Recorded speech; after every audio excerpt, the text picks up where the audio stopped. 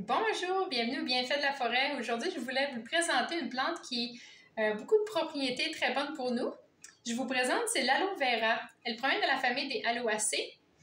Elle provient également du pays de l'Orient et de l'Afrique du Sud.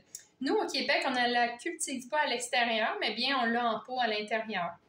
Vous pouvez aussi la retrouver des fois dans les épiceries ou bien vous pouvez trouver le gel aussi d'aloès. Cette plante-ci a beaucoup de propriétés pour nous.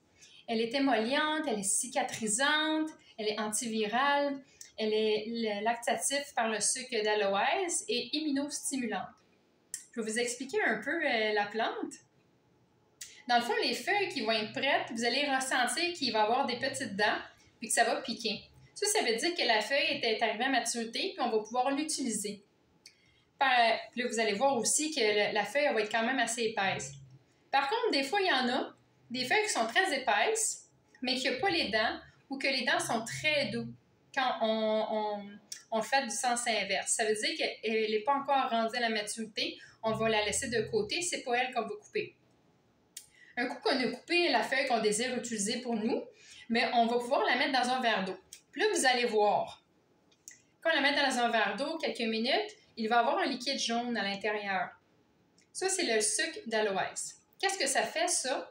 Bien, en fait, le sucre d'aloès, à petite dose, ça va activer notre digestion, son goût va être amer, ce qui va être très bon. Si vous le prenez à grande dose, il va avoir un effet laxatif, purgatif. Donc, ce qui est bon aussi quand on veut de se désintoxifier. Ça, c'est par rapport au sucre. Par la suite, quand on a fini de le mettre dans l'eau et qu'on veut l'utiliser pour nous, bien, on va pouvoir récolter le gel d'aloès. Puis le gel d'aloès, qu'est-ce qui est intéressant, c'est très bon pour les problèmes de peau aussi, mais pour notre système gastrique qui va soulager et diminuer les maux par rapport à ça. Par la suite, elle est antivirale et elle va stimuler l'activité des lymphocytes B et T, ce qui va aider justement à détruire les cellules malignes. Qu'est-ce qu'on peut faire avec l'aloès? Là, on a vu ses propriétés.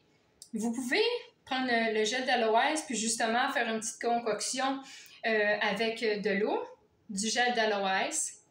Vous pouvez ajouter des fibres, du psyllium ou de l'orme rouge. Vous pouvez aussi également ajouter un petit peu de jus de pomme sans sucre pour justement boire ça le matin pour avoir un bon transit intestinal et le soir aussi pour que le matin, ça sort bien.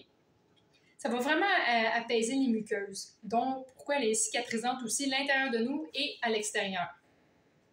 Avec le gel d'aloès, on peut concocter différents produits. Par exemple, si on a un coup de soleil, on va pouvoir prendre le gel d'aloès puis l'appliquer sur notre coup de soleil.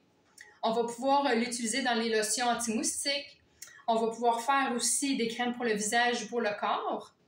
Ou faire un petit rituel de spa avec du gel d'aloès, du yogourt, du miel pour un peu enlever les mauvaises peaux, la peau sèche, peu importe, sur nos mains ou sur notre corps ou notre visage. Si on fait un petit rituel puis on utilise les feuilles d'aloès, on peut toujours les réutiliser. Vous allez voir que quand on enlève tout le gel, à l'intérieur, la feuille est encore, on pourrait dire, gélatineuse. Mais ça, on va pouvoir la réutiliser pour nos yeux, pour les mettre en dessous des yeux. Vous allez voir un petit effet lifting. On peut l'utiliser aussi pour les cheveux, on peut l'utiliser pour les cils et pour les pellicules. Fait qu'on réutilise un peu de tout sur la plante, le sucre, le gel et la peau. J'espère que vous avez aimé cette petite capsule d'information et aimé ma page et partagé. Bonne journée!